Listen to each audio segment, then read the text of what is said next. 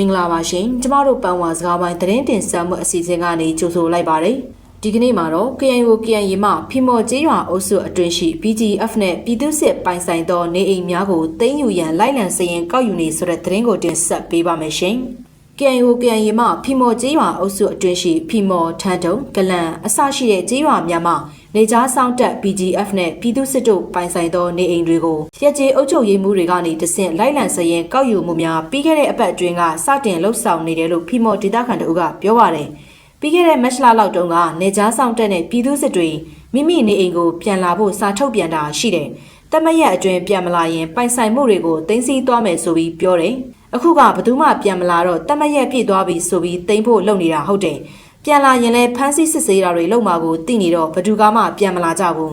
KIA ကိုယ်တိုင်ကလည်းပြန်မလာမှန်းသိတယ်တက်မဲ့သိန်းချင်လို့စာထုတ်ပြီးအကြောင်းပြနေတာလို့သူကပြောပါတယ် KIO KIA တို့ကနေအဆိုပါသိန်းယူမဲ့မြေယာတွေအပေါ်မှာတရုတ်လုပ်ငန်းရှင်တွေနဲ့ပူးပေါင်းကရွှေတူးဖော်ခြင်းတထုတူးဖော်ခြင်းတွေကိုလှုပ်ဆောင်သွားဖို့ပြင်ဆင်မှုတွေရှိနေတယ်လို့လည်းရှေ့တန်းသတင်းရင်းမြစ်တို့ကပြောပါတယ်သိန်းယူမဲ့မြေယာတွေအပေါ်ရွှေတူးတာတို့တထုတူးဖော်ဖို့ပြင်ဆင်မှုတွေရှိနေတာဟုတ်တယ်ဒီလိုတူးဖော်ဖို့အတွက်လည်းအကြောင်းရှာစာထုတ်ပြီးသိမ်းယူတာဟုတ်တယ်